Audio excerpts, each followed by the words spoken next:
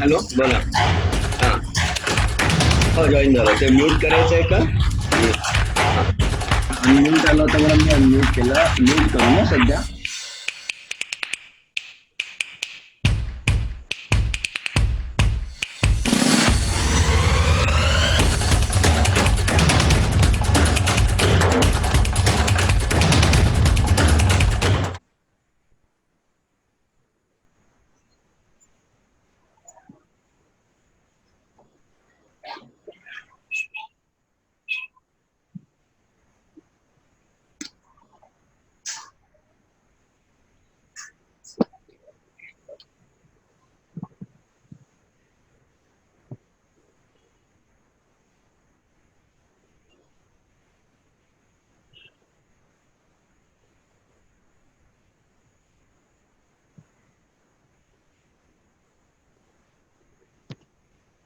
Hello.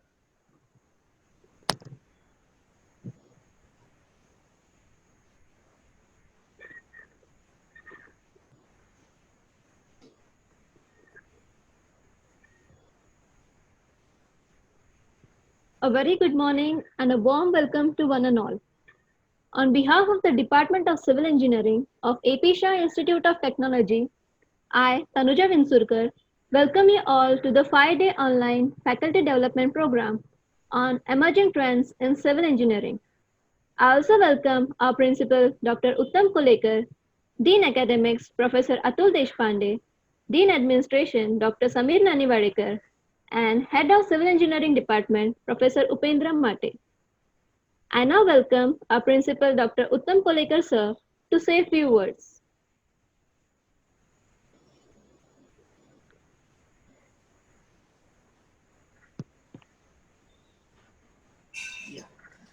A very good morning to one and all. On behalf of Parsana Charitable Trust and AP Shah Institute of Technology, I welcome you all to this program, that is Faculty Development Program on emerging trends in civil engineering.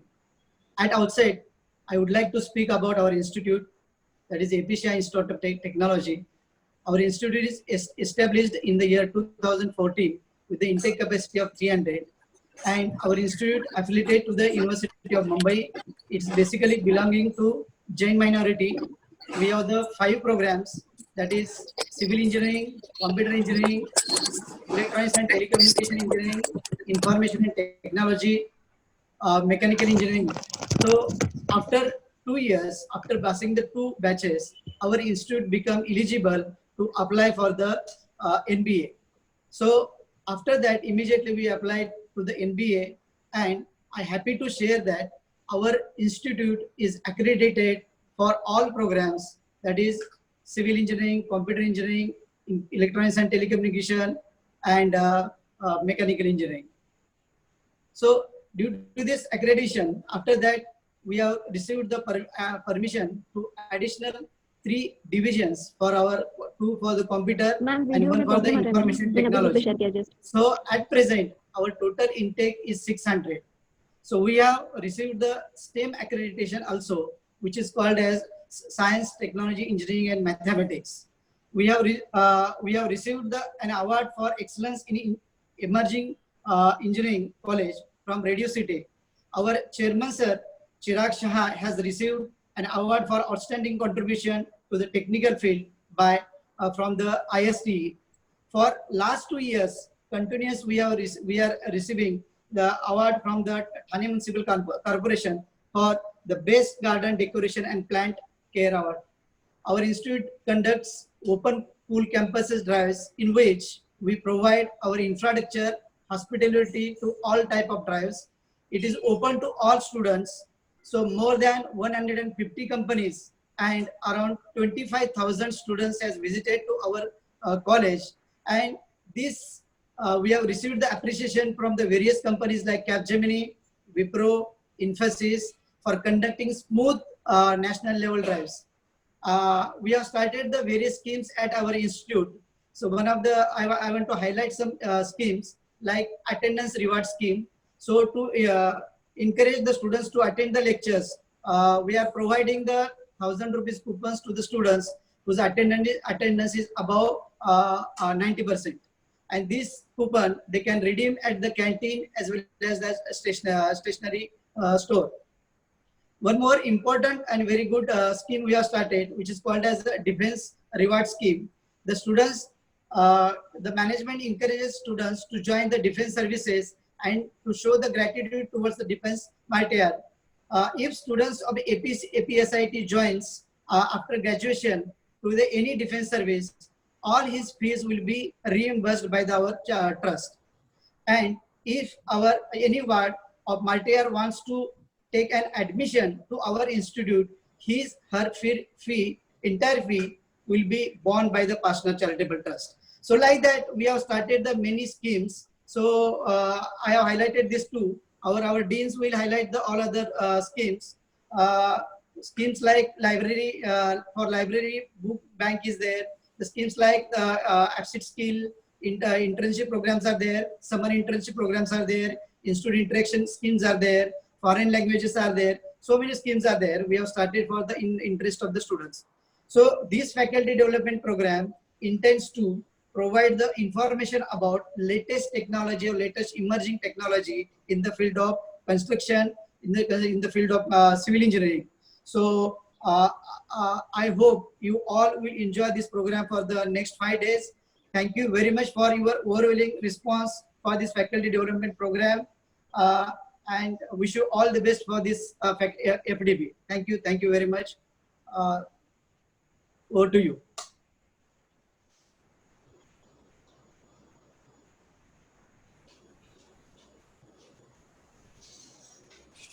Hello. Hello. Dr. Samir, you can hear me? Hello, sir. Sir, Yeah. Yeah. So thank you so much. I now welcome our Dean Academics, Professor Atul Deshpande, sir, to say a few words. Yeah. Dr. Uttam Kolikar, Principal of APSIT, Dr. Samir Nanevadikar, Dean Administration of APSIT, Professor Upendra Mate, Head of Civil Engineering APSIT, all the participants for this FDP. I welcome you all to the FDP arranged by Civil Engineering Department of AP Shah Institute of Technology, Thane.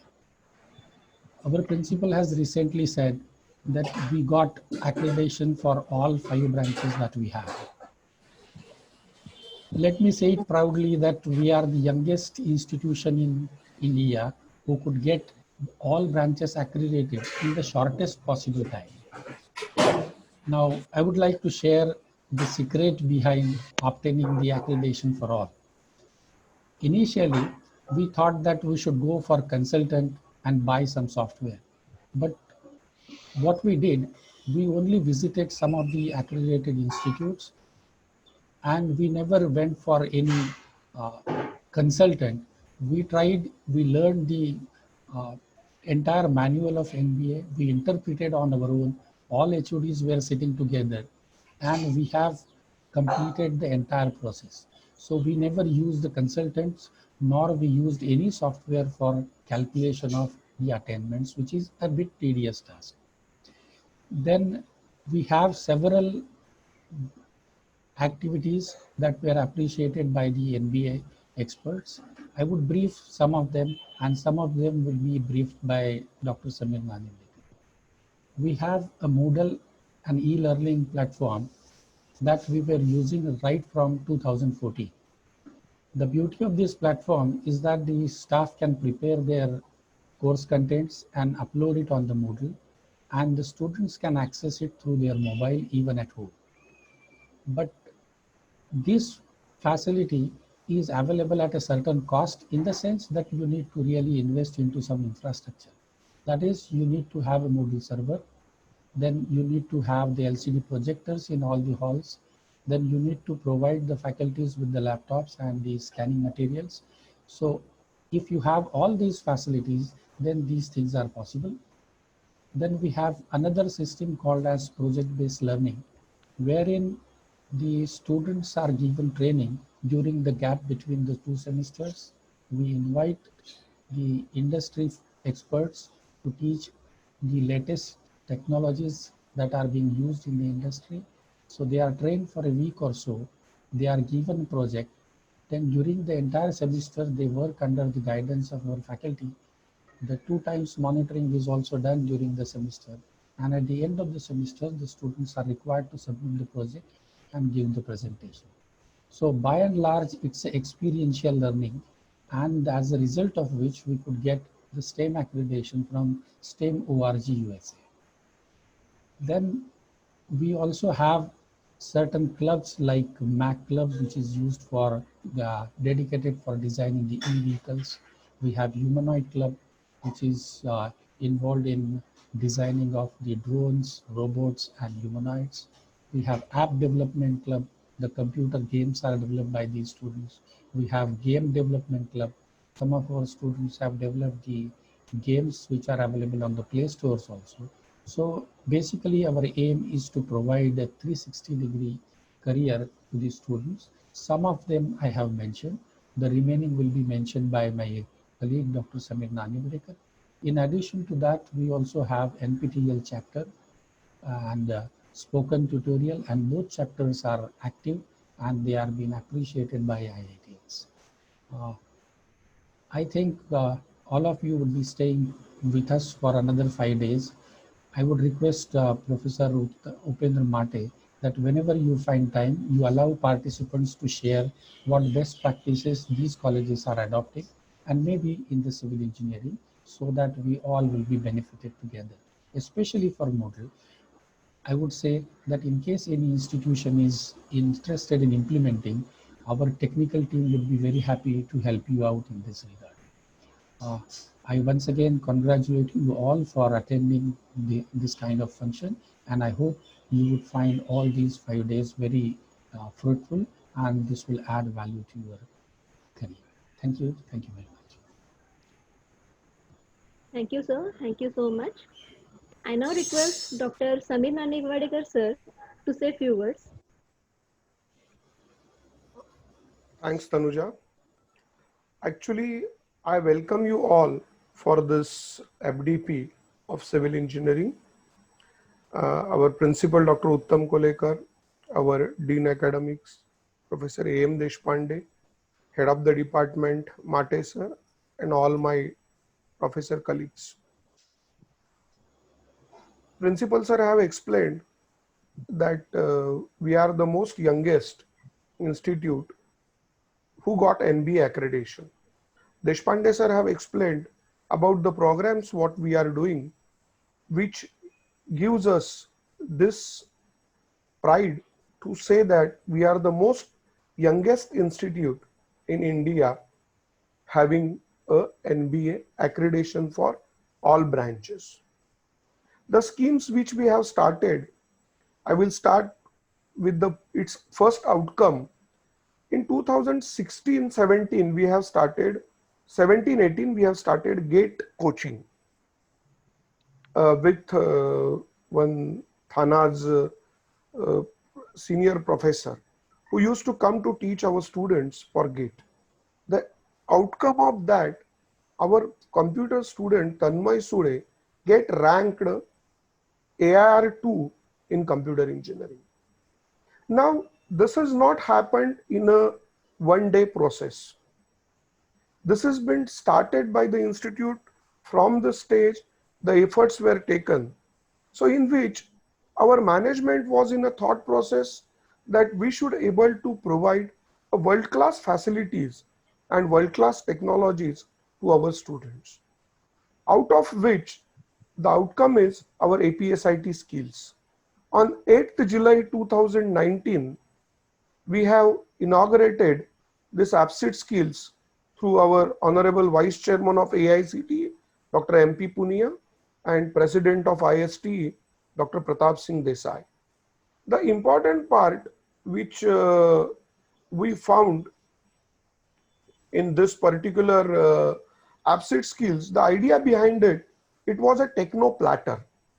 Means we are keeping like our buffet, techno buffet. The technologies are displayed to the students with collaboration of the industries and student will choose according to his choice by under the guidance of his faculty mentors. An interesting outcome which we found that this scheme was been benefited by the students, where now when we appeared for NBA, all the NBA experts, including chairman, was very happy after seeing that 30 plus industries are involved in this upset skill program, where especially if I speak for civil, Bentley, we have a Bentley complete campus with us, Bentley campus program, with which our students have got thousands of certificates. There are 56 specialized programs inside which help our students to understand the latest trends in the technology. We are the authorized training partner for Autodesk. We have Dassault Systems with us. Means such type of, in a different all 5 branches, we have these 30 plus collaborations are with us. This gives an additional advantage for us while we appear for NBA. As well as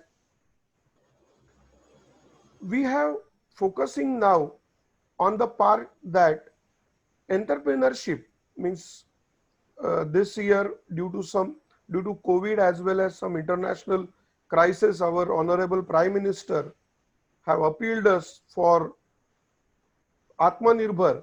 So to develop these students in this track, our UDAN program of APSIT UDAN is supporting students to become entrepreneurs, and our 5 startups are in a very good position today.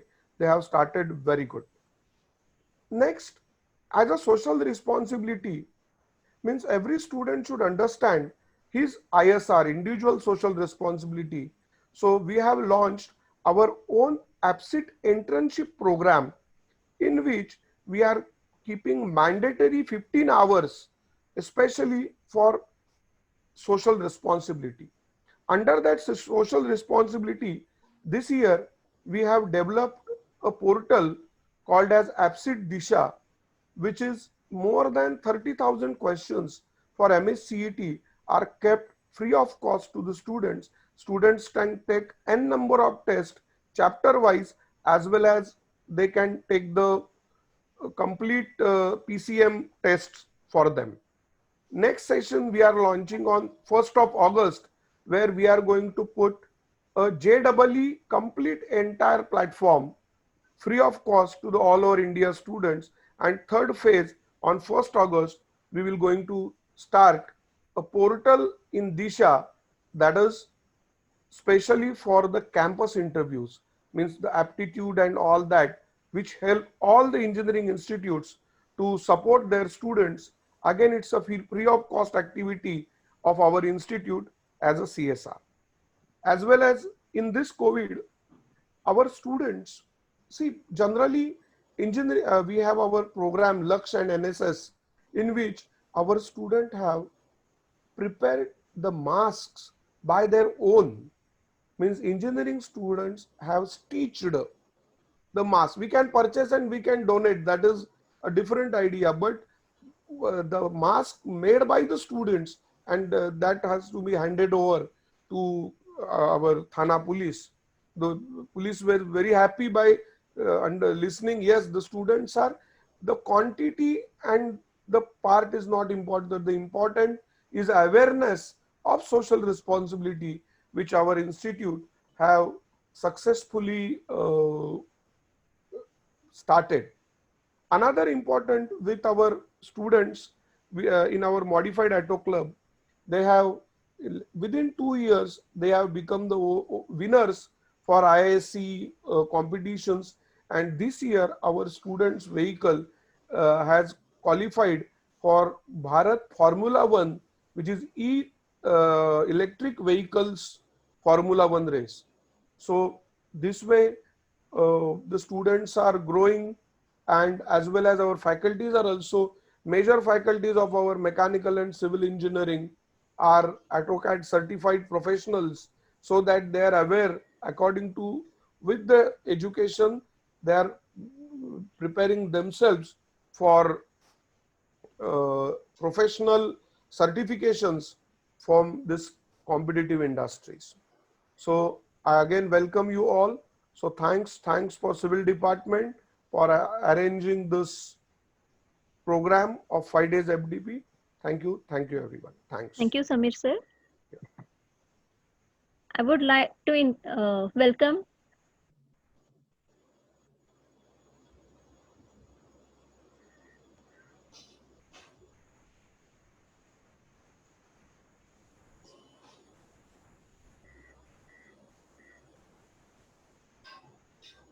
sorry for the technical glitch. I would like to welcome Dr. Rupendra Mate sir, our HOD, to say a few words.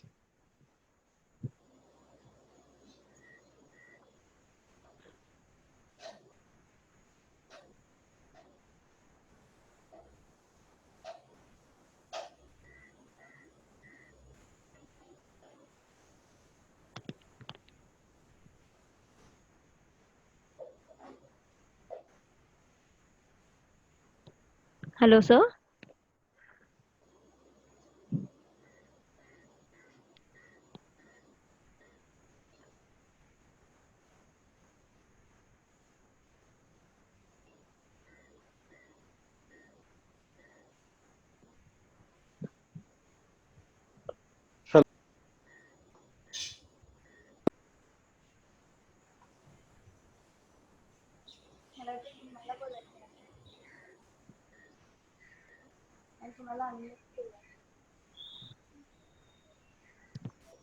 Hello, sir. Yes, Welcome, yes, you are. sir. Good morning, sir. Am I audible? Yes, sir.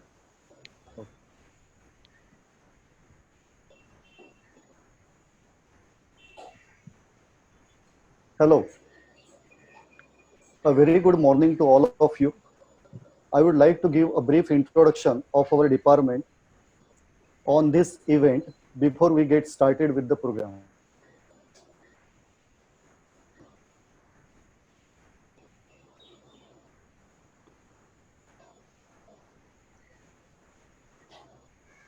Am I audible?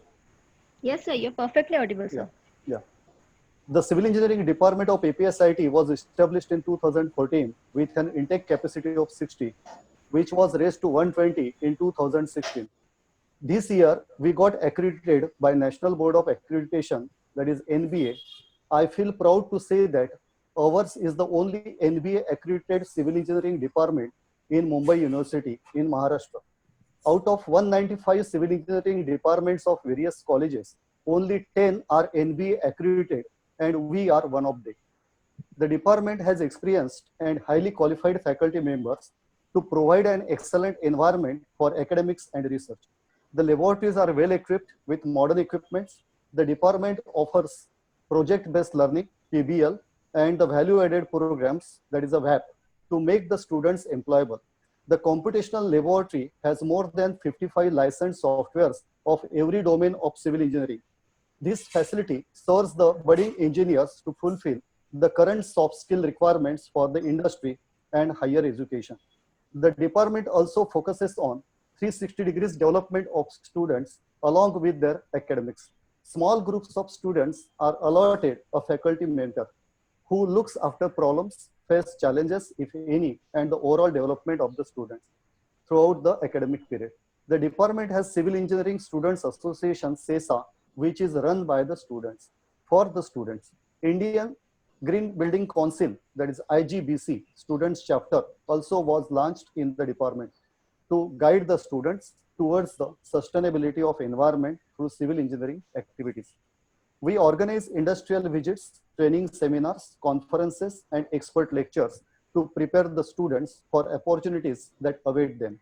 Partnership with well-known companies enrich the APSIT experience for our students, while strengthening commitment for great industry-institute interaction. The department provides internship in various government and private organizations like SEEDCO, Larsen & Toubro, Gammon India Private Limited, Waterfield Technologies Private Limited, RCC Ventures, etc.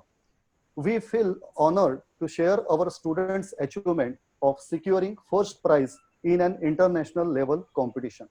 For this project, for their project entitled Complex Technology on Reuse of Industrial Wastewater at Ural Federal University, Russia in 2019. Students have been placed in Infosys, J. Kumar Infra Projects Limited, Hindustan Constructions, Marathon, Tata Trends, AE Infra Projects Private Limited, and many more. The highest package being 11 lakhs per annum, and I think that is the highest in Mumbai University. As a contribution towards now, as a contribution towards academic, we have organized this faculty development program on emerging trends in engineering. Eminent academicians and consultants in the field of civil engineering are going to deliver lectures during this course. I hope this will prove to be beneficial to the faculty, research scholars, and PG students. Thank you and wish you a good day. Stay home, stay safe. Thank you again. Thank you, sir. Thank you so much. Sir, we the people of APSIT are very much thankful to all our dignitaries for initiating so many platforms for students as well as faculty development. I once again extend my thanks to all my dignitaries for their valuable time and their precious words.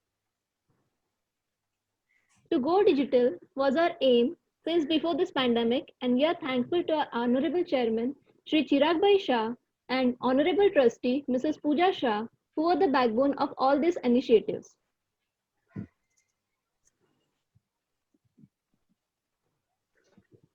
I think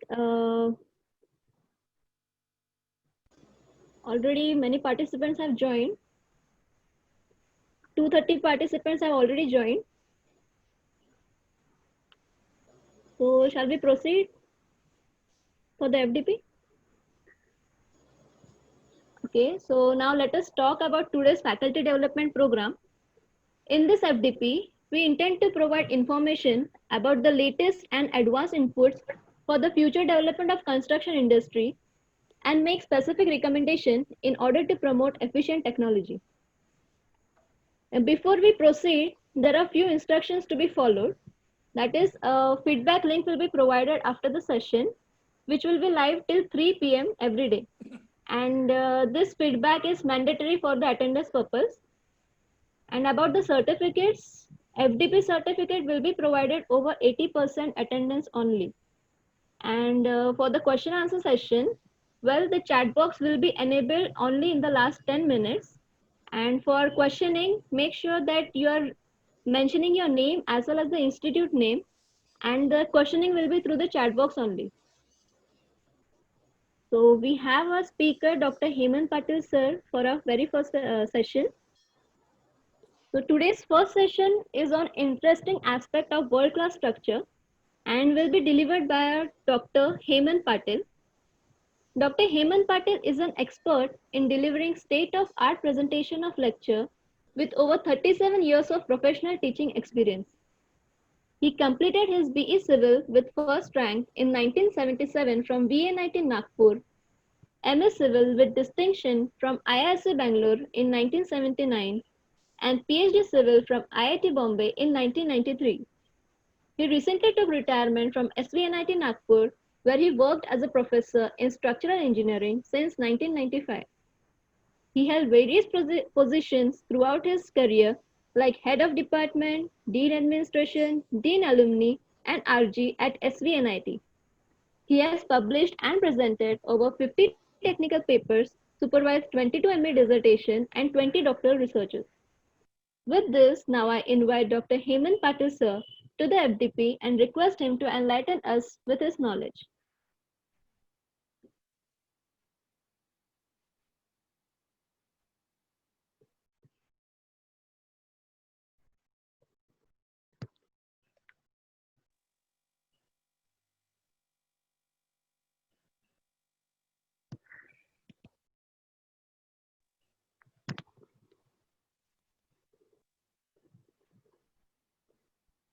Hello.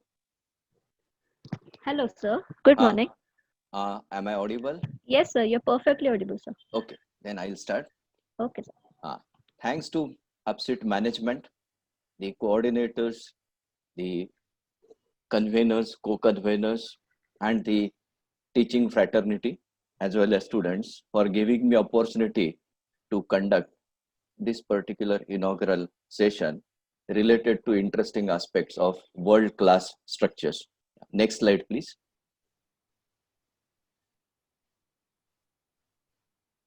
Yes. Eiffel Tower, you all must have seen somewhere in your life, and you must be cherishing the wish to see it. And if you are a civil engineer, I'll always say that you must see it once before you close your eyes for lifetime. It must be in your bucket seat, because not only it's a gigantic structure, but it's a world-class structure. And it's one of the best examples of how a structure should be designed, for it has been standing tall since last 130 years, more than 130 years, still it's since its inception. And it has not only stood tall, but it has been minting money for French government since 1910. So a structure as it should be, it is highly respected, it is highly acclaimed, it has stood the vagaries of nature from wind forces to everything, and it has also amassed huge wealth. Not only that, it has been the center of lot of technical activities till the Second World War. I'll reveal it during the course of time, and why civil engineers should go for the world-class structures is very simple, because all these world-class structures have been responsible for innovation in one way or the other. They have been an inspiration, and they have always started the new trends. We in cricket or in the field of movies, we always know which are the trendsetters. If you ask a film buff, then the fellow will say that there have been the milestones in the form of, in our old age, Sangam, which started the foreign shooting, or Sholay, which was a blockbuster buster in its own right, or these days the Badlapur or the Special Ops, say, web series. So all these have been the milestones, and why one should go for that? Because it teaches us how the progress of that particular field is going on. As civil engineers, we must also see the history through the world-class structures, and it will tell us how we have made the progress, and it will always give us an inbuilt encouragement to start with better and better designs. So the first structure which I have selected is obviously Eiffel Tower, which is 324 meters tall, and it is at 125 square base, and it has been there standing tall since 1889. So you can see that why it is so, and it has got visited on the day, first day, more than 1,000 people who climbed 1,710 steps. Till 26 May 1889, it has been climbed by 30,000 people, and by end of the exhibition in 1889, it has been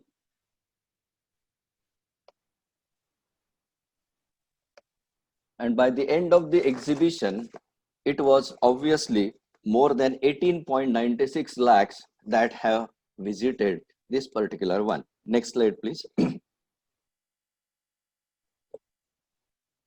Now, we all know Alexander Gustav Eiffel as the creator of Eiffel Tower, and it is the only perhaps unique thing that the designer has been named after the structure. Later on, you will find that almost all the structures have been named by politicians. So, but before that, we must also acknowledge the help given by Maurice Koechlin and Emile Noguer, who were his two senior assistants, who actually created this particular design.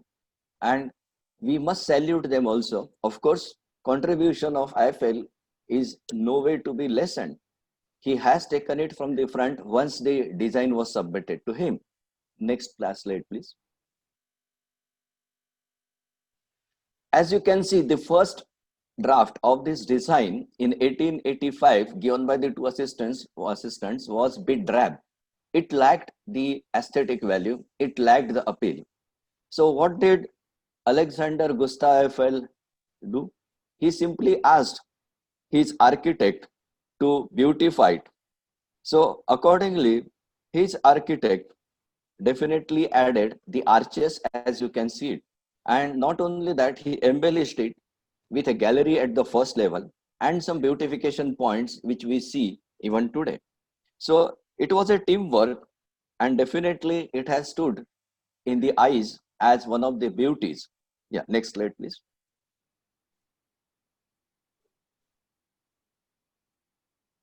But before this was being done, as Eiffel was way ahead of his times, he was ridiculed and criticized like anything.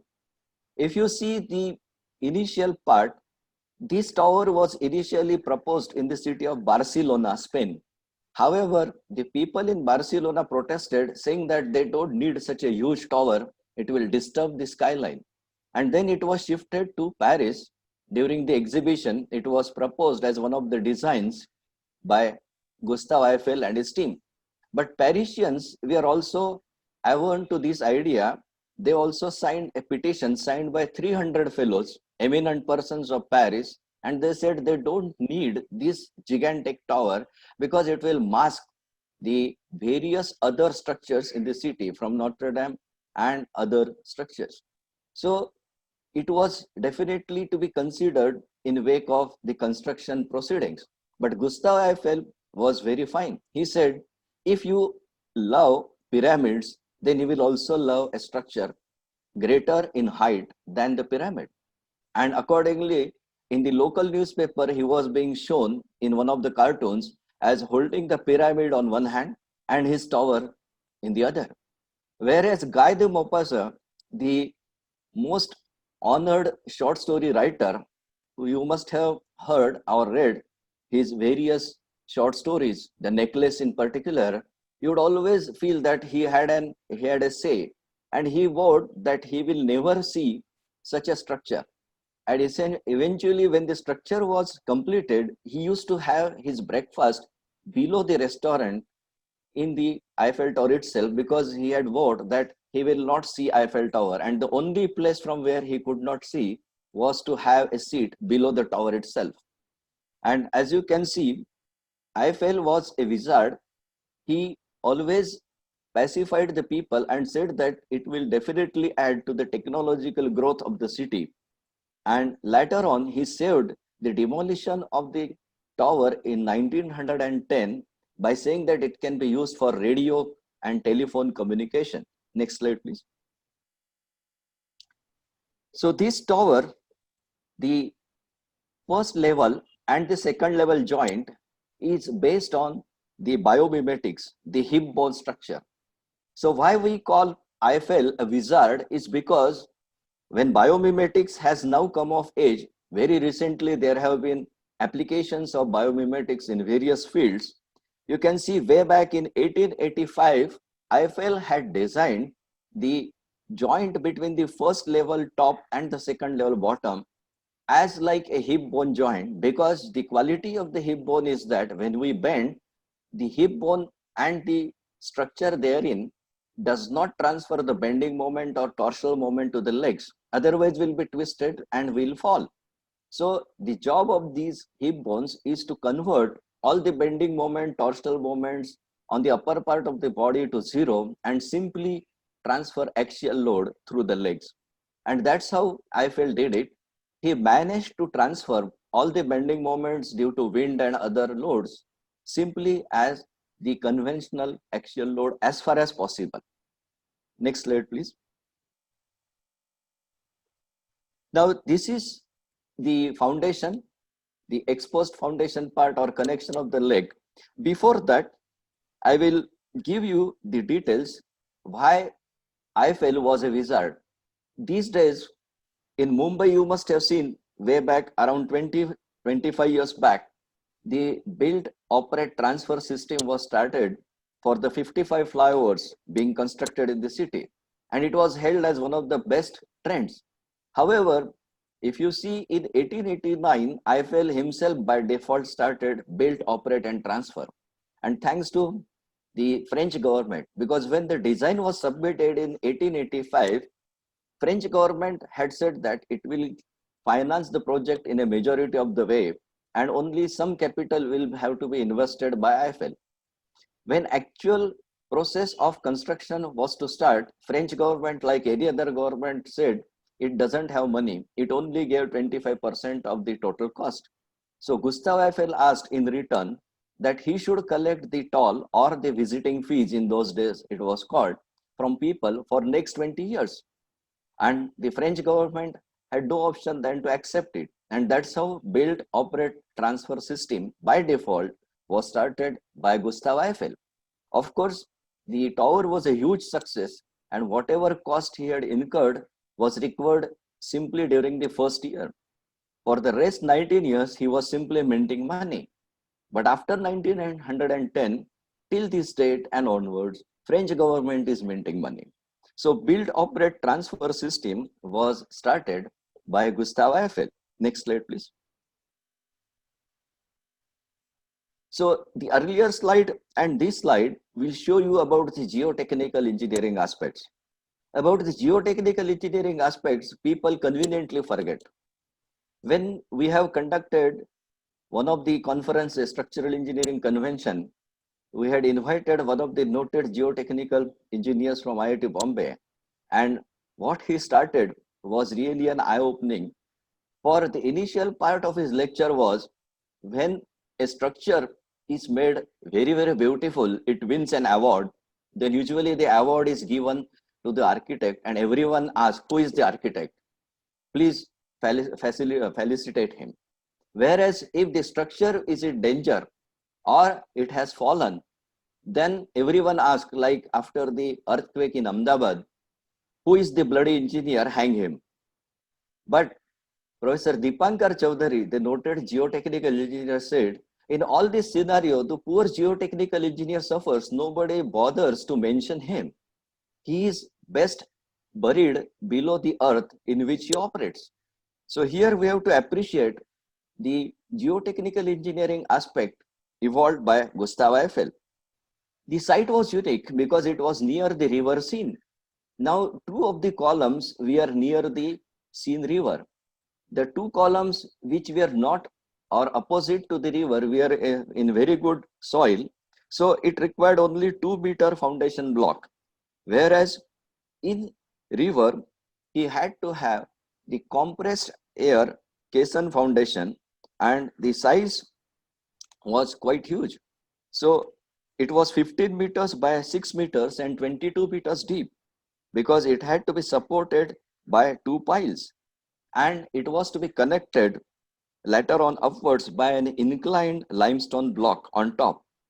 So this inclined block was connected to the column by 2 bolts which were 10 centimeter in diameter and 7.5 meters long.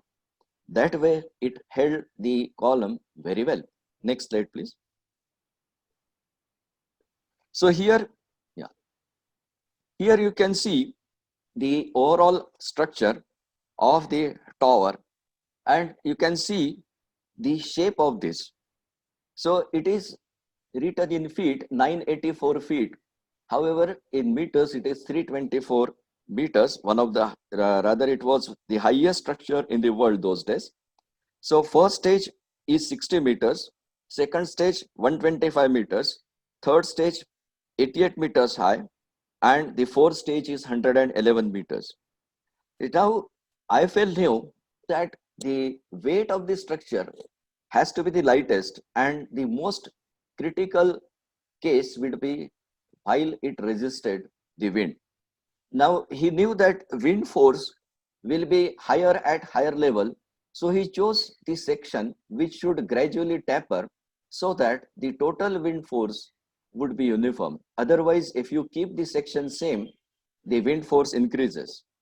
And he had done this in a very novel way. If you see the total weight of the structure, then the steel frame is only 7,300 tons of steel. You'll be amazed to know that the air column of the same volume, it has got a base of 125 meters by 125 meters. So if you consider an air column of 125 meters square base with 324 meters height, the weight of air itself is 6,200 tons. So it is quite nearer to 7,300 tons. So you can imagine how light the structure is. And if you melt all the steel and put it on the base, if the base is 125 meter by 125 meter, the thickness of steel that is melted, the height of that steel will be only 6.25 centimeters. So imagine the whole tower is only made up of steel of 125 meter by 125 meter with only 6.25 centimeter as the height. And in case of wind, it has been designed that it shifts only 9 centimeters away in the strongest possible wind. So you can imagine the wizardry. Now, how this is being possible? That it is because of the shape. It is neither parabolic nor any other thing. In 1940, there was a paper published by some of the mathematicians. They were curious, what is the exact shape of this tower?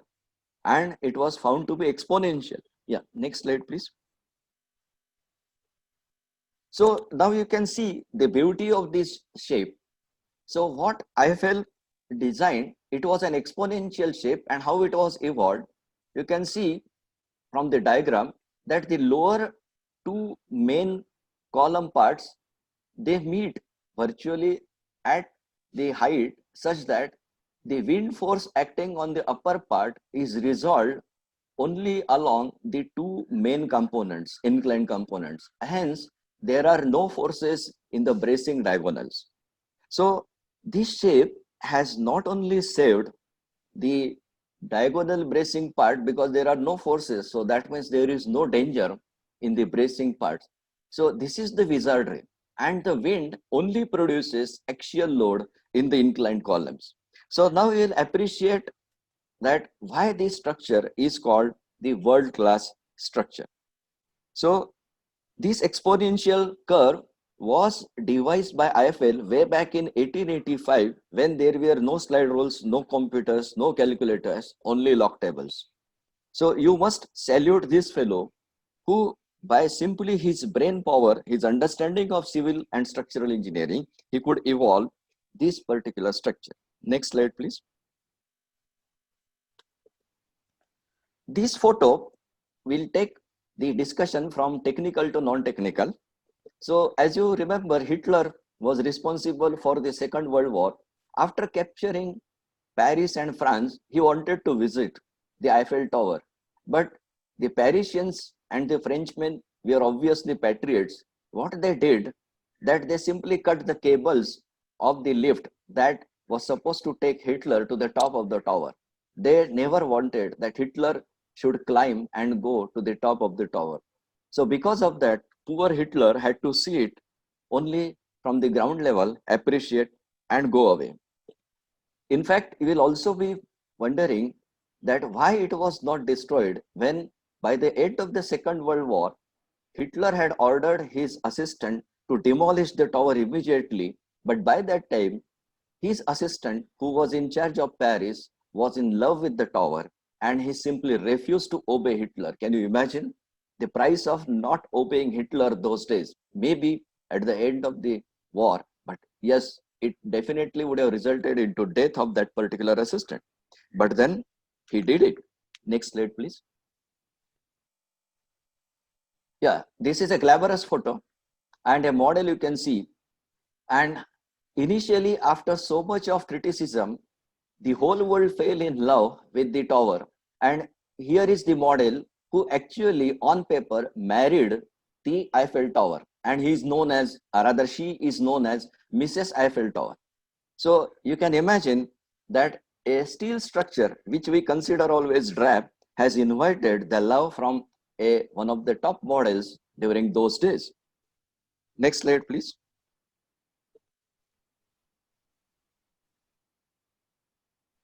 Now coming back to the realities, that how this tower has been erected, you can see the scenario in terms of one of the sketches, that how people used to work over there.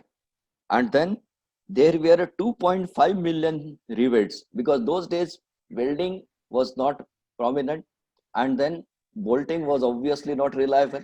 So only guaranteed part of joining steel parts was rivets.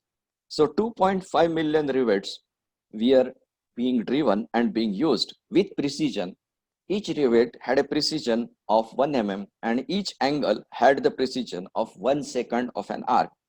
So this is how the things would be there.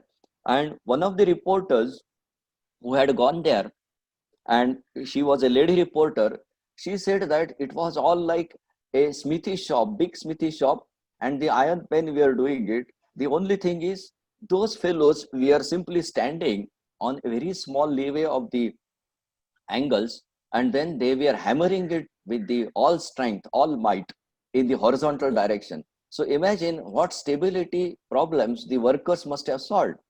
Incidentally, that reminds us, we had gone for the strength checking of some of the TV towers in and around Surat, where I had been working as part of consultancy.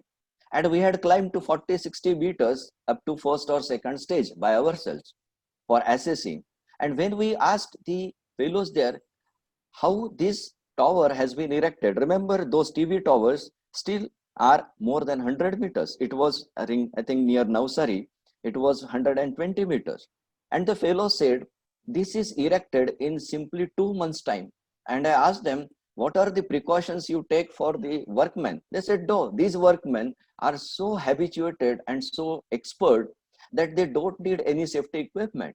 They simply stand at any level available very firmly with simply 4 inches of footway and hammer the bolts. Nowadays, instead of rivets, it is bolts, and they simply climb it. And they consider it is delayed if it is not completed before 2 months.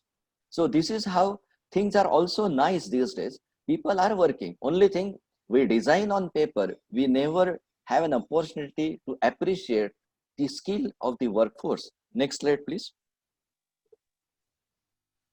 One of the aspects of the huge tower was the development of lift. So unless there would be a lift, the tower would not be accessed right up to the top. So the access was provided by the lifts. The first stage lift were offered by French company, but second and third levels were offered by the famous Otis. Next slide will show you how the lifts were operated, and these were on steam power because those days electric power was not rampant. So in this slide, you can see the close part of it and below the chain link. So mechanically operated lift. Next slide, please. You can see there are 25 persons in 2 stages being operated through the lift. So there are 2 chambers. There is a lift man outside. So on 2 levels. And this is how people used to travel right up to the top. And not only that, when it would be at second level, halfway the lift, the people would have to embark out and then climb into the or get into the other lift because of the restrictions. One lift would go to half height of the second stage, and from top another lift would come, and from a gangway they would be entering. So this is how the adjustments were made. But it is definitely an innovative aspect because the tower is there, lift is also innovated. So that's why I'll again repeat, it is a world-class structure because it in its wake brings about so many innovations, so many novel things. Next slide, please. Here you can see one of the drawings. The quality of drawings you can see, and there are 1700 drawings prepared by IFL, general drawings, 3629 detailed drawings like this. You can see the quality of drawing. You will feel as if it is been done by AutoCAD. Now those days there was no AutoCAD, simply having the human resources. And there were 18,038 parts specially created for this. So all these parts were created near the factory of Paris, created by Gustave Eiffel. So all these parts were manufactured, the parts were created, then transported, and then shifted and riveted at the site. Excuse me. Yeah. Next slide, please. This is the scenario. Yeah. Yes. So this is how the tower looked way back in 1889 when it was inaugurated.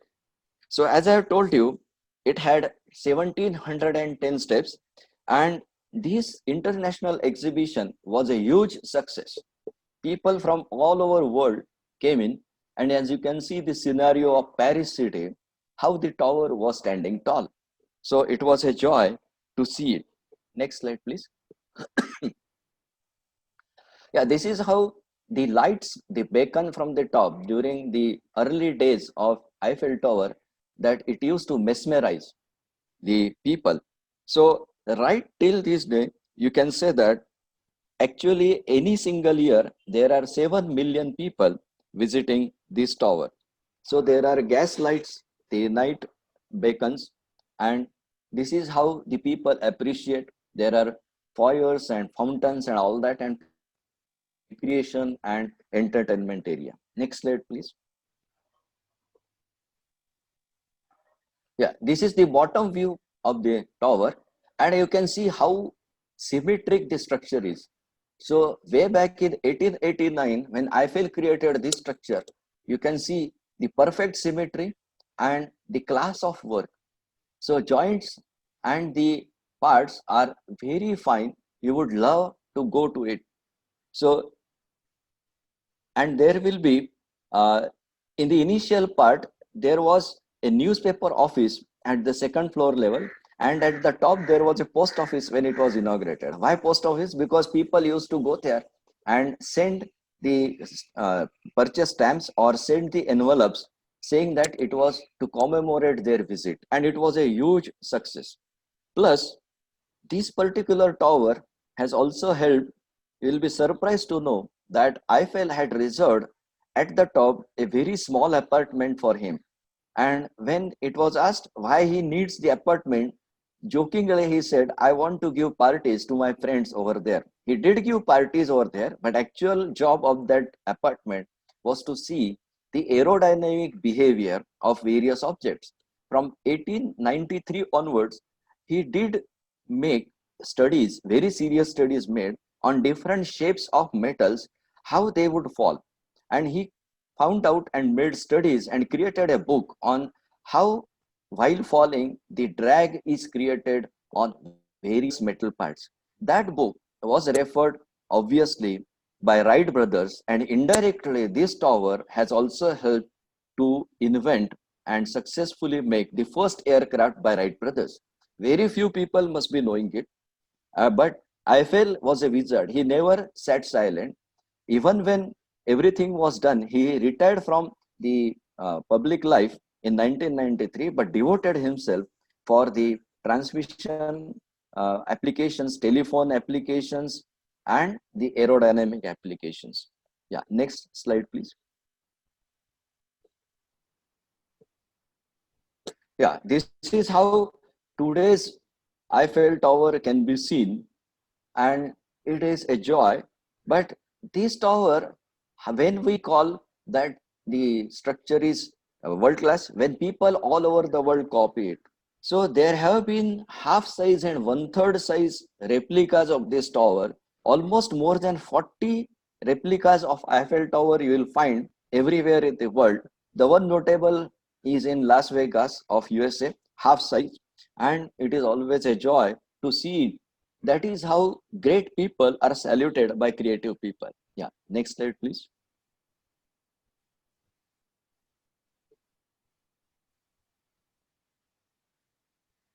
Yeah, this is a collage of various events.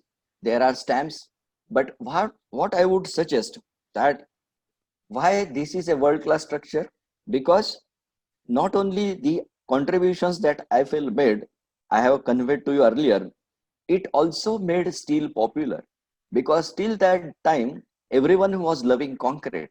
People felt that steel is not good. So steel structure is being made popular by Eiffel, and because of that, Henry Bessemer created Bessemer converter, and steel was made very economical by Bessemer by having the Bessemer converter. Plus, the wind resistance of the structure was being calculated. Aerodynamic studies were calculated. The Caisson foundation was also applied, and this tower, in fact, I'll tell you, it was responsible for espionage also.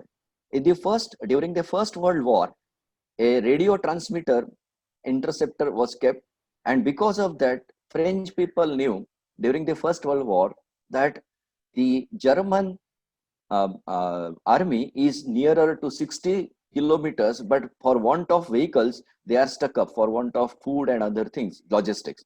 So what Paris people did, or French government, they used all available means of taxis, private and public, and amassed their army. And before German could realize, they simply attacked the German and won over that. So this tower, because of its location, because of its fixing of the transmitters and radio receivers, not only that, during Second World War, you might have read about Mata Hari, the noted lady spy who was responsible. But she was detected only because of the interceptions made by her messages through Eiffel Tower, and she was caught by the French people only because of this tower. So this tower has been there as a very patriotic symbol for French government as well. Nowadays, there is no such need. There are restaurants and theater at first level. So you can enjoy the good food. You can have a show if the case.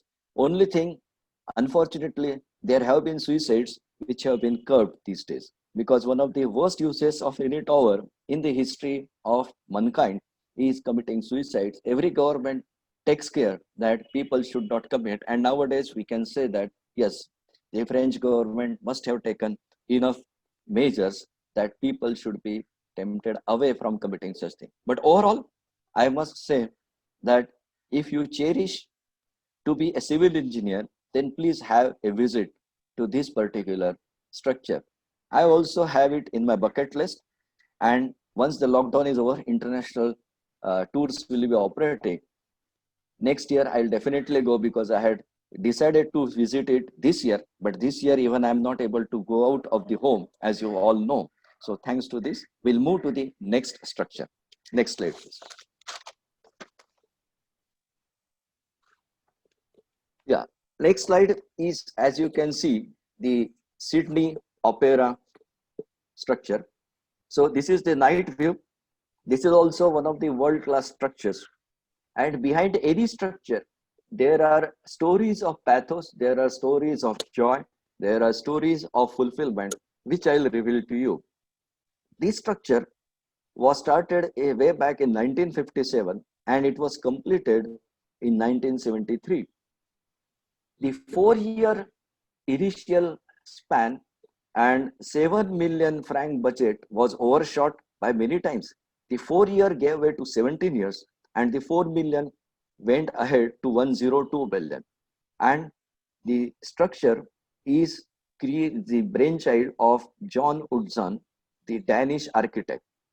So his entry was selected amongst the 233 entries invited worldwide for creating such a structure. Next slide, please.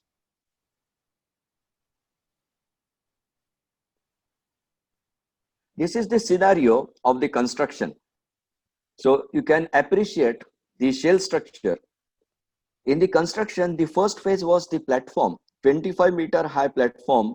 It had 540 piles, and it had a 15-ton shell units, total 2,194 precast units, which were post-tensioned to create the magnificent shell structure. So the tower crane from France was specially ventured, which could operate at 67-meter height, and the pre-stressing was done with 350 kilometers of pre-stressing wires. So this will give you the complexity of the construction. Although you can appreciate the complexity, the other part, when we see it globally, the structure is very simple. Next slide, please.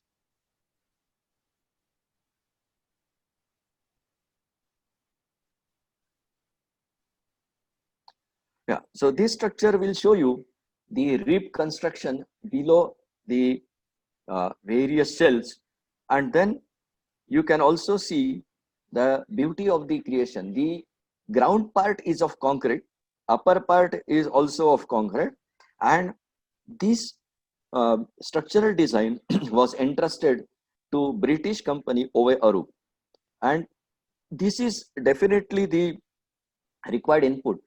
we all civil engineers and in particular structural engineers will feel proud that this structure was responsible for first time to have the computer application, the computer programming of structural analysis and design of shells, first time in the history. Because if you would have done the analysis of the shells by hand, it would have taken 13 years. But because of computers being used, it was reduced to only 3 years. So you can imagine the 10-year precious time saved. And then the structural engineer in charge was the world famous Peter Rice, who was responsible for many world class structures. So he worked painstakingly for 3 years to get the complete design. And then you can see, yeah, next slide, please. So you can see the shell outwardly, and the evolution of the shell was simply because of the chance one. Initially, during the uh, uh, initial design part, the architect John Woodson had contemplated parabolic shells, but Peter Rice and the Overroop team showed them that parabolic shells were impractical because it was very difficult to connect them at various interfaces. Plus, the formwork would be very costly. For each shell, there would be a separate formwork which would be very, very costly. So they advised and insisted on having a common type of shape. And while one day John Woodson was unpeeling orange, he realized that the inside part of the orange, it is having the shell type structure. Each part of the uh, orange was simply like a shell, and outwardly the spherical shell can take any shape. So like that, he developed on this idea and asked Overroop and Peter Rice whether we can have a circular spherical shell parts, and which was immediately grabbed, and that is how the things were created. But in the process, the project was delayed. And as you can see, when the project is delayed, it has got very worst or worse type of ramifications. Initially, it was only for 4 years. By 5 years completed, more than that, in fact, only the platform was ready, but the shell design was just completed. Whereas no acoustical or interior or auditorium part was ready as design on paper. So when such a monumental or gigantic structure is being created, it does result into cost overruns and time overruns if you see the history of such structures. But the political lineage of that event was taken by the opposition party in 1965. And when the party in opposition occupied power, the minister in charge simply sacked John Woodson without giving him any reason in 1965. He gave him marching orders. He said, I don't want to have this structure. It is very costly. It is having time overrun.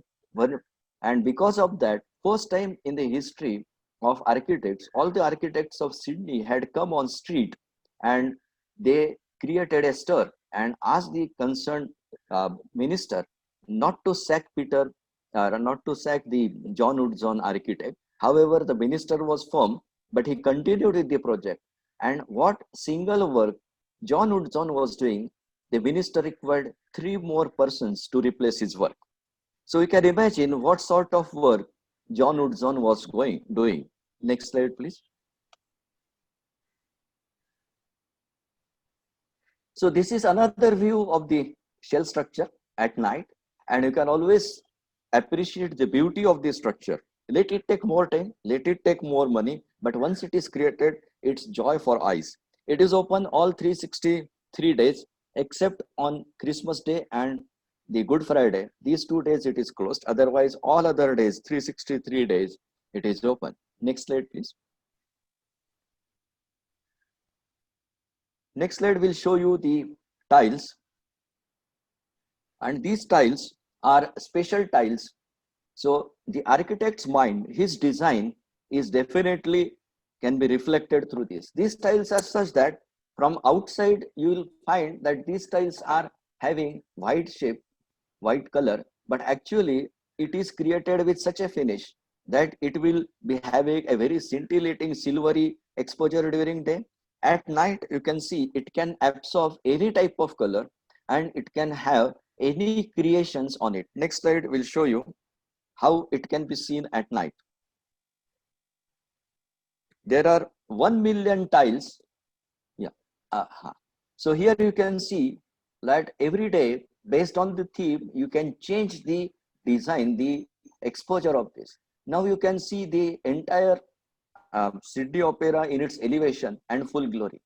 So this is also one of the ways that how an architect can see the structure and can present it to the world. So this was definitely difficult to put up on paper so early. It definitely required years of efforts and the design acumen. Next slide, please. So here, this is the opera house, one of the opera houses. There are so many, 4 or 5 in general. And here you can see the organ. The organ at the back is one of the best organs and the greatest organs. It took 10 years to create from 1969 to 1979. It has got 10,154 pipes. And this auditorium has got 2,678 seat capacity. And as you can see, some of you must have seen the Dil Chahta Hai movie. In that, Preeti Zinta is showing how the opera is going on to Amir Khan. The venue was same, Sydney Opera Auditorium. And you can see it again, because initially you must have been absorbed by Preeti Zinta and Amir Khan. I would advise you to see the movie again. It is available perhaps on the YouTube or CDs, and appreciate the Sydney Opera. And that is how you can appreciate the good work, acoustical work done by John Utzon and his team. Next slide, please. This is another auditorium. So there are different auditoria. John Sutherland Auditorium or theater having capacity 1507. Other theaters like Dream Theater 578. There is a playhouse of 398 capacity. And yeah, next slide, please. So this will show you in its panorama, as you might have seen it in Dil Chahta Hai, that how the experience of a visitor would be there. So these are world-class structures. It's always a joy to see an opera. Even if you don't understand opera, you can go and appreciate. Once you go over there, of course, the cost is quite high.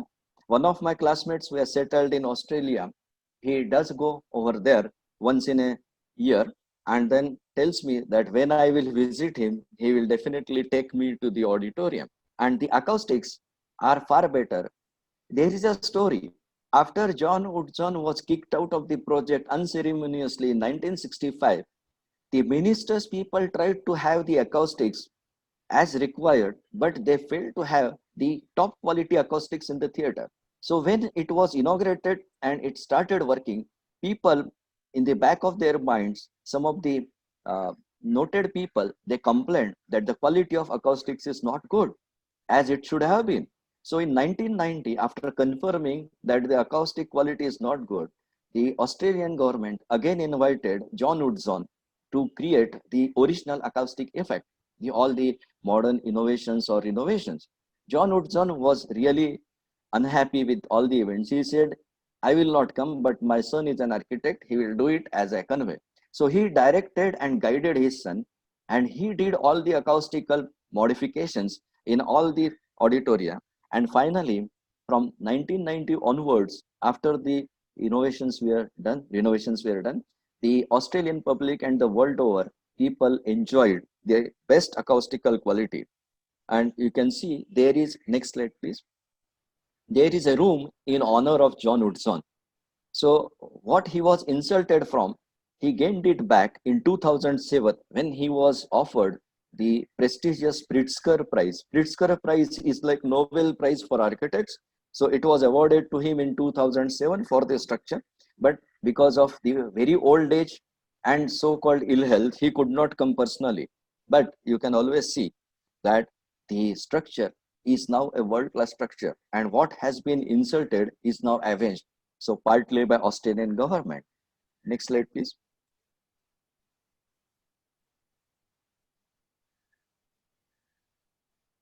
this slide shows you the overall structure, both the structures. Yeah. So this slide shows you against the Sydney Harbour Bridge. This is under construction, and you might have also noted, as per the recent history, Arnold Schwarzenegger in 1980 was given Mr. Universe in this Sydney Opera itself, whereas Jackie Chan has also used this scenario, this backdrop in one of his movies. In fact, I will say that all these structures are real heroes. Yeah, next slide, please. So, what I will say, you must have noticed that all the beta structures have been used in the backdrop in many movies, starting with James Bond movies, because whenever there is a world-class structure, the 007 James Bond movie always has the last fight scene or something over there in that structure. Hindi films always use that scenario as the backdrop for the duet. And you must have noticed, while creating an animated film and while attending one day script writing program, we were told that in any movie, howsoever beautiful the heroine may be, howsoever handsome the hero may be, yet people cannot see them continuously for more than 15 to 20 seconds. So you have to change the backdrop, you have to change the angle. So every 15 seconds, either the angle will change, after every minute, the scenario will change. And in that case, a structure, world-class structure, can always give a soothing effect for whole 3 minutes. Now you decide who is the real hero, the so-called humans or the backdrop structure, which we can, without getting bored, see for 3 minutes from different angles. So you can always see different movies and you can appreciate the structures. Because way back, I used to give example of New Bombay railway station. In those days, it was new. Akshay Kumar with Ravida Tandon had one song picturized. Can you imagine at New Bombay railway station, Sheher Ki Ladki? And it was really a beautiful sight.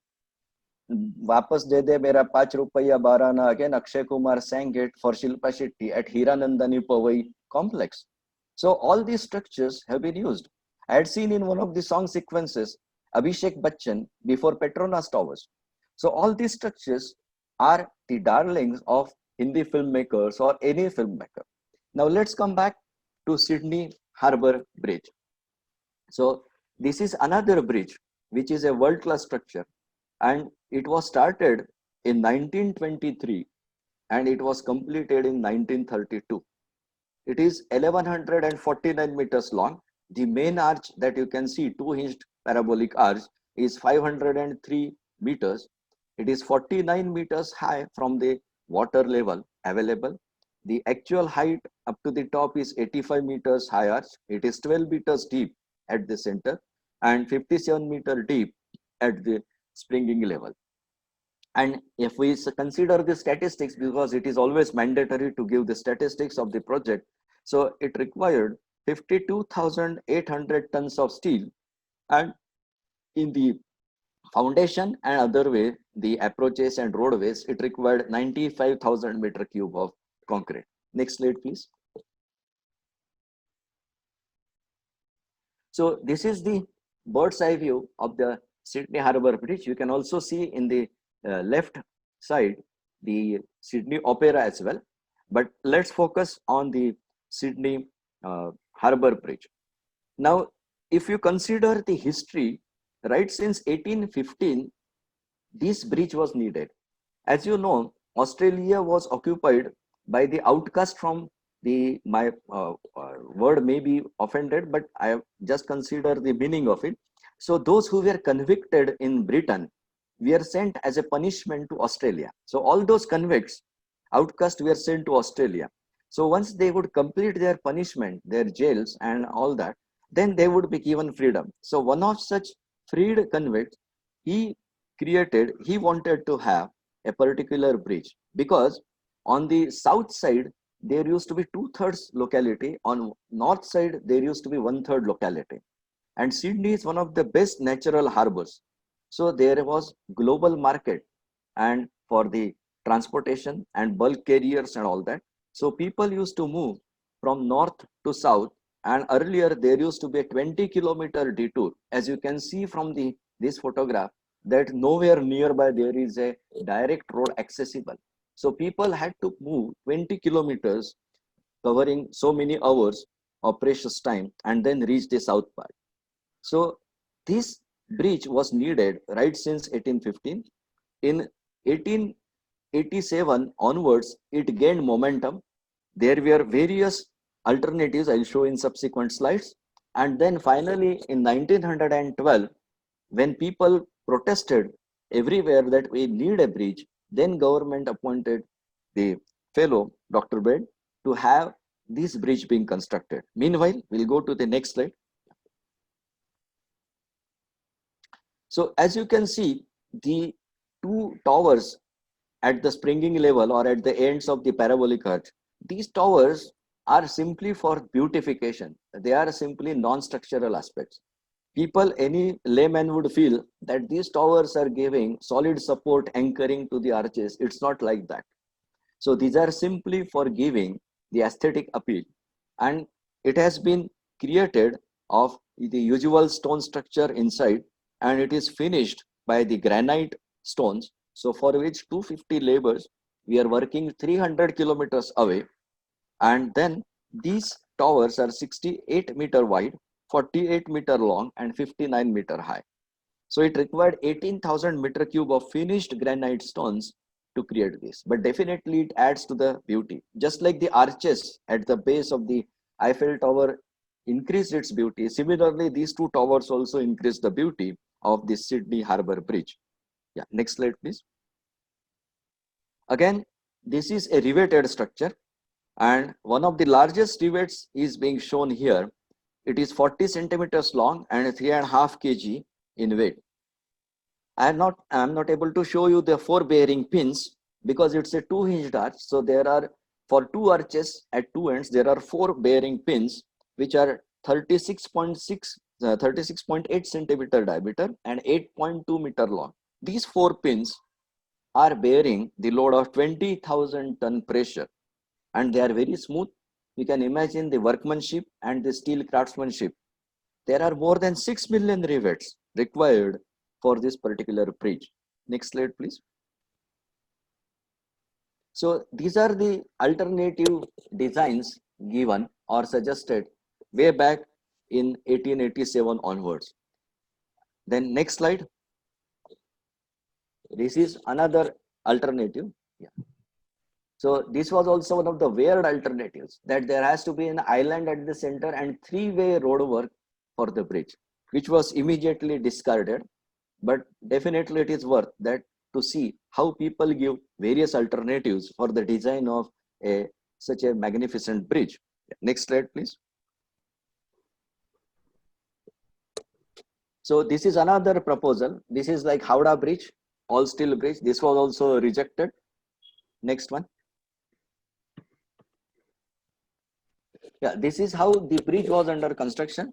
As you can see, there are creeper cranes at the end of the part under construction, and from these the next part is being assembled and added, and then the whole arch is being completed. It's a risky business, but it is done all these years by civil engineers all around the world. So the 2 parts met exactly at 134-meter height with 2 creeper cranes. You can always appreciate the precision work that the fellows have carried. Next slide, please. So this is the cavalryman. So this also gives the view of the structure at the time of completion. This is how the Sydney Harbour Bridge was completed.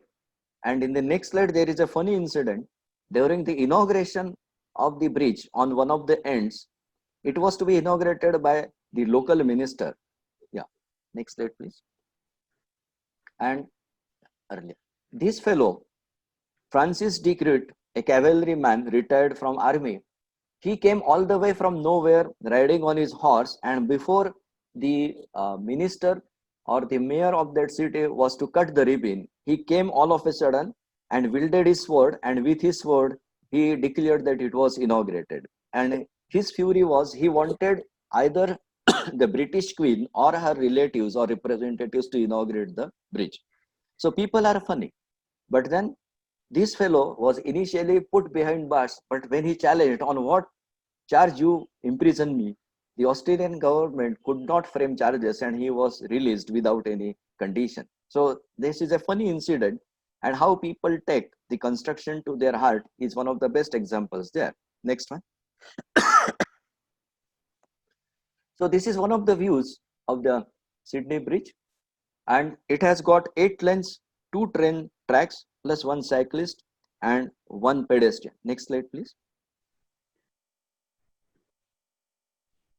So here you can see the 2 train tracks, and in the next one you can see the cycle track.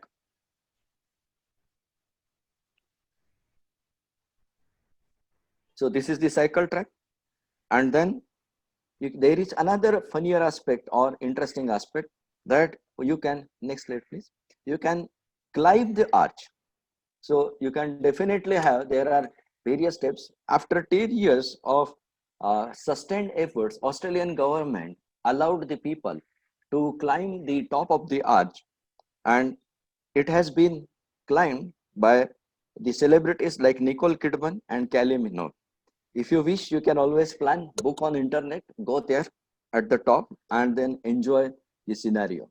This is one of the best structures to happen in the old days in 1932. Next slide, please. It will give you the panorama. So the only unfortunate part is, before the bridge was created, there were 800 fellows who were displaced, but Australian government did not pay a single rupee or single dollar compensation. However, this bridge has been the icon, and in the next slide you can see perhaps it has been used for the not this one, next one. I think the sequence has been changed. Yeah, night view should be there. Next slide. Yeah. So this is how the bridge is being used every year on 1st of January or the night of 31st. The New Year celebration is always the best view, because in news items, various channels, you must have seen that first the views of the celebration of New Year Eve are being shown with respect to Sydney Harbour Bridge.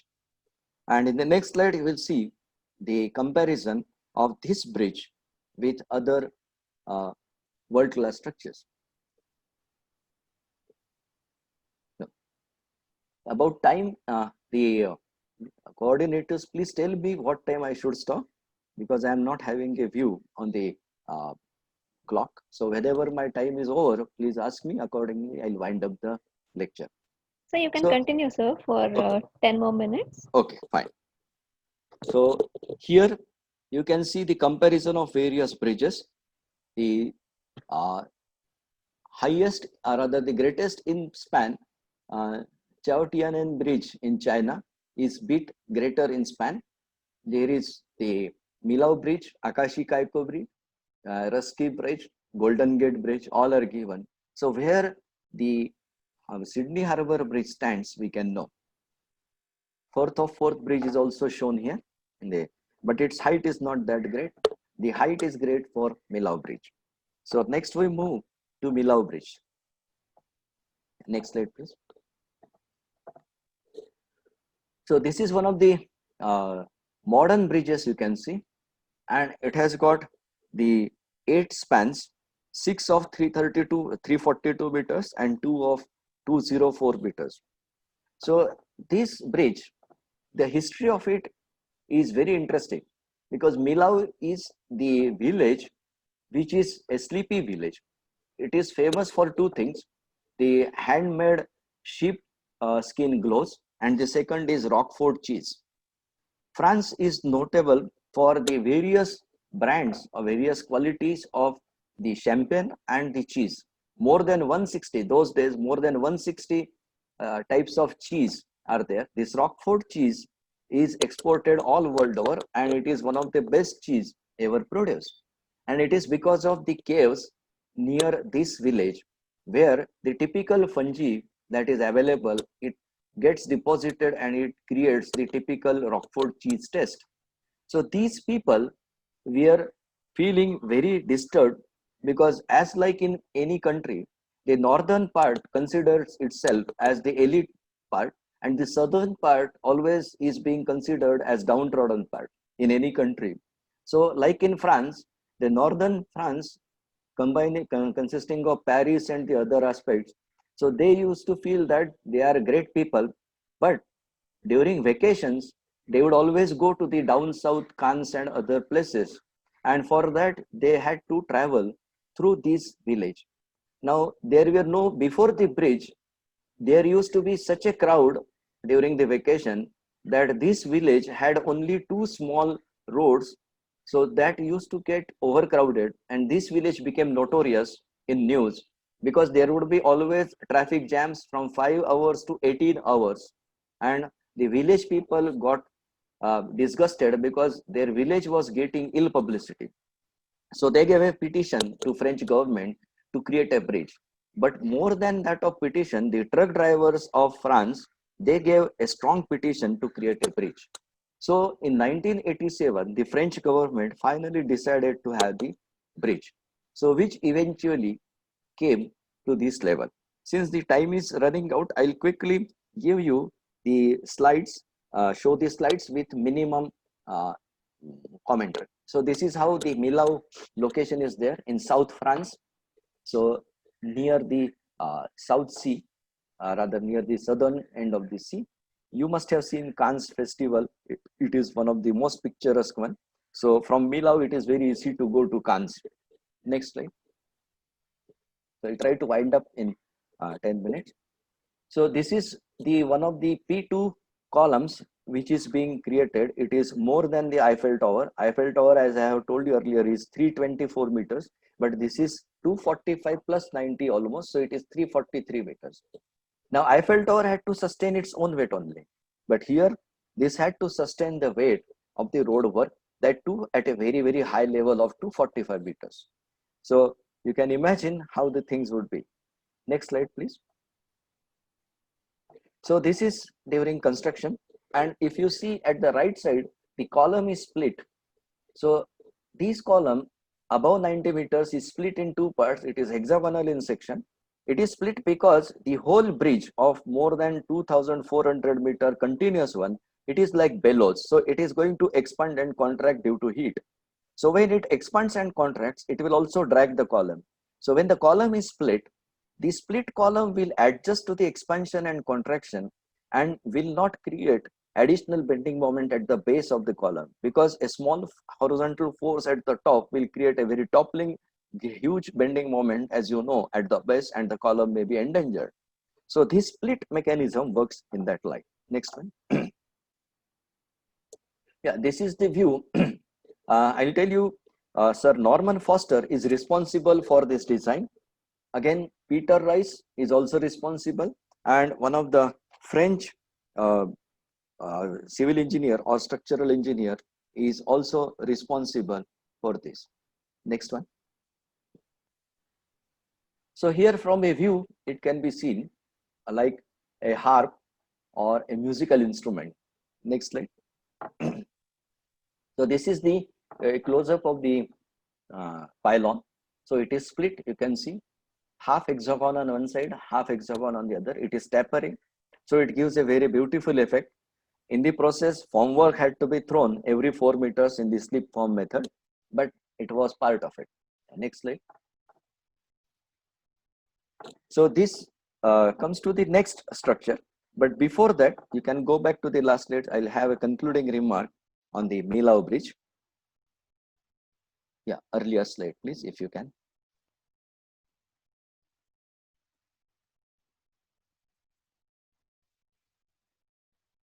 No, earlier too. Well, if it is troublesome, I'll continue with this. So no issue. So this structure is Center Pompidou. So this Center Pompidou is one of the best structures to happen in the recent time.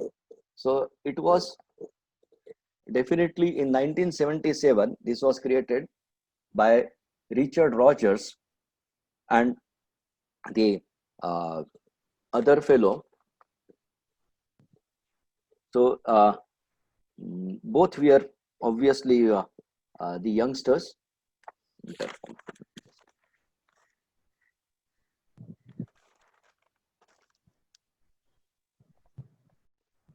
Yeah, these days, because of the age being over 60, I forget one of the names. So Richard Rogers and his team created this structure. Earlier, next slide you can have, or is it showing the structure in right spirit? No. Anyway, this is backside of the structure. The beauty of this structure is first time in the history of architecture, an exposed structure was created because of this. Richard Rogers and Renzo Piano, these are the two architects. Renzo Piano is Italian but settled in France, and Richard Rogers is British. Both these architects created a novel structure which was award winning, and this structure is having a continuous opening, obstruction free. Usually what we do in a structure is that we conceal the services part, we conceal the lift, we conceal the staircase, we conceal the air conditioning ducts and all that and pipe. Here it was a novel thing. All these services, all these pipes were exposed outside, and simply an uninterrupted view or uninterrupted floor space. It was 45-meter wide and more than 90 or 100 and rather 140 meters by 45 meters was created, and a obstruction free space. Now this was to be used for 4 purposes. One of them was the exhibition of modern and contemporary arts. The other was public library. The third is design center, where anyone can come and experiment with drawing, painting, photography, cinematography, anything, or sculpting. And the fourth was institute for acoustics and music. Next slide, please. So this was again highly criticized initially because it was ahead of its time. Yeah, next slide. So you can see the part of the how the things would be there inside. Yeah, next slide. I think the interior will be, yeah, go ahead. We can show the interior through other, please go ahead. So this is the interior of the Center Pompidou. You can see the huge area, and then people are relaxed. Next slide.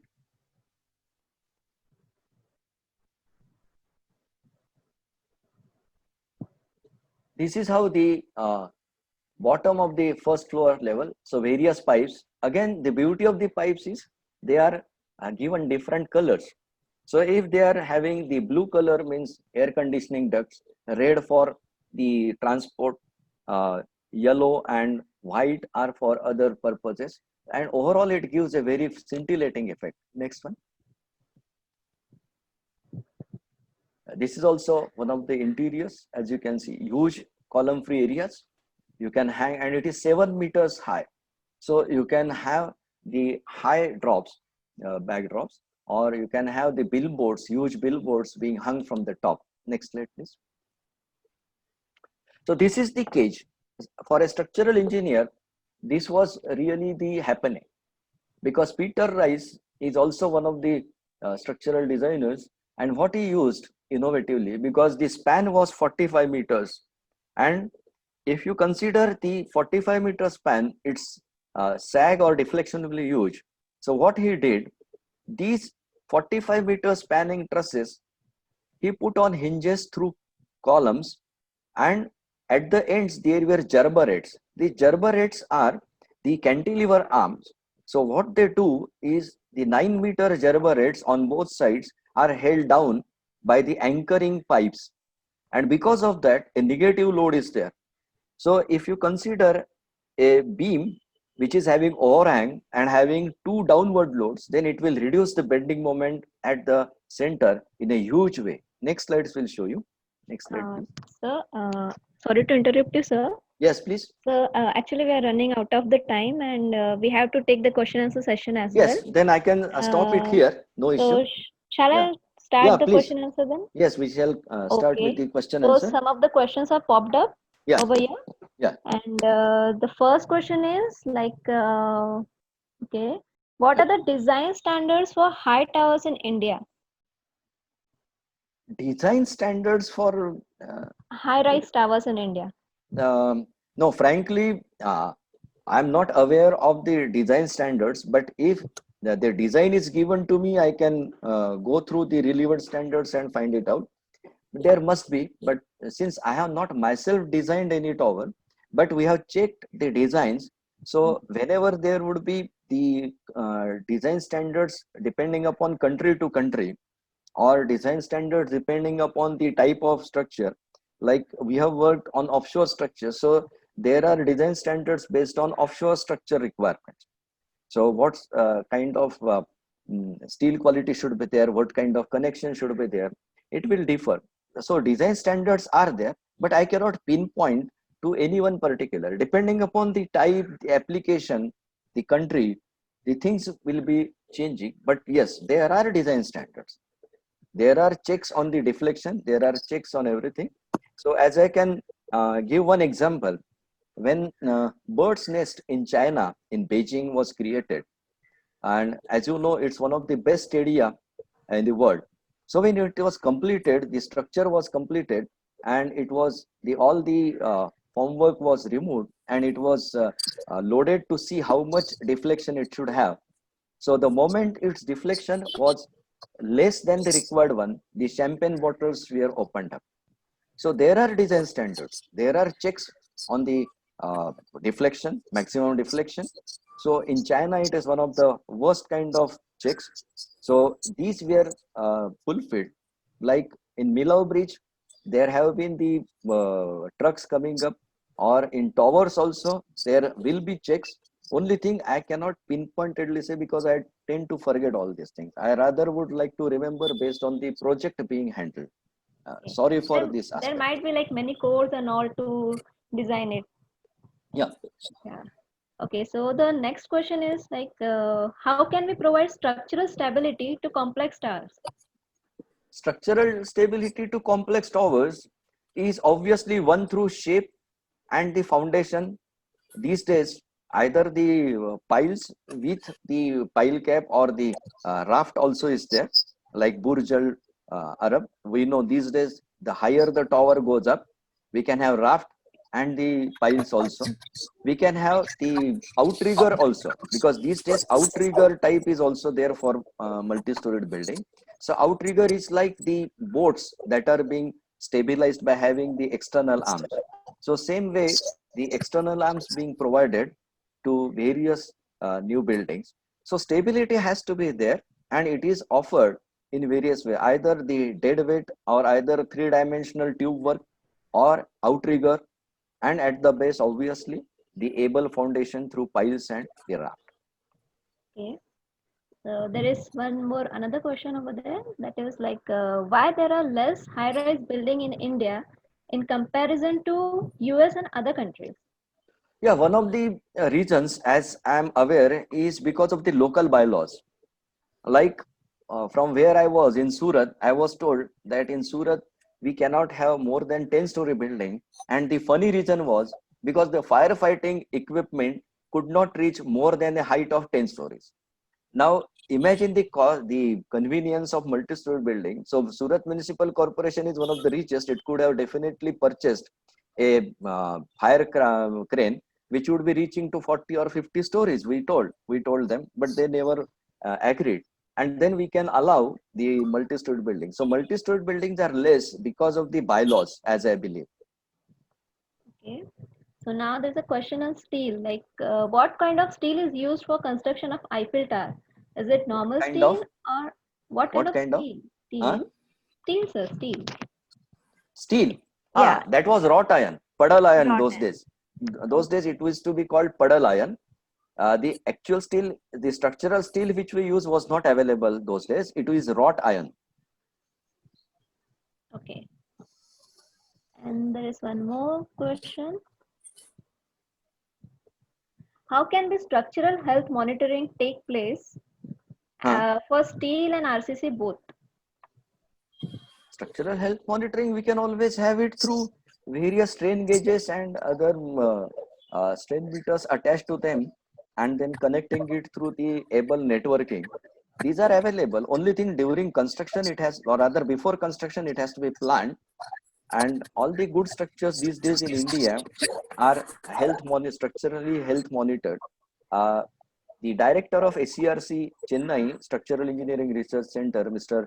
Nagesh Iyer, Dr. Nagesh Iyer, when he had visited our Surat Institute, he had given one keynote address on structural health monitoring, and he had shown us a good number of Indian structures from bridges to high rise have been provided with structural health monitoring. It is more so in the strategic structures like Bhabha Atomic Research Center and other cases. It may not be popular with residential building. Okay, sir. Thank you so much for this. Actually, there are many questions, but because of the time constraint, I cannot proceed for it. Yeah. You have really managed to pique our curiosity about all the world-class structures, and I'm very sure that everyone will go back and search for interesting facts about other structures too. Thanks a lot, sir, for enlightening us and showing us that there is an interesting story behind every structure. Yeah. Yeah, Thank you. and each and every participant have just appreciated your presentation as well as the explaining. It was pretty good, sir. It was Yeah. very, very Thank good. you. Thank you for Thank you. giving me opportunity. I'll always love to have an interactive session. Thank you. Thank you, sir. Thank you so much.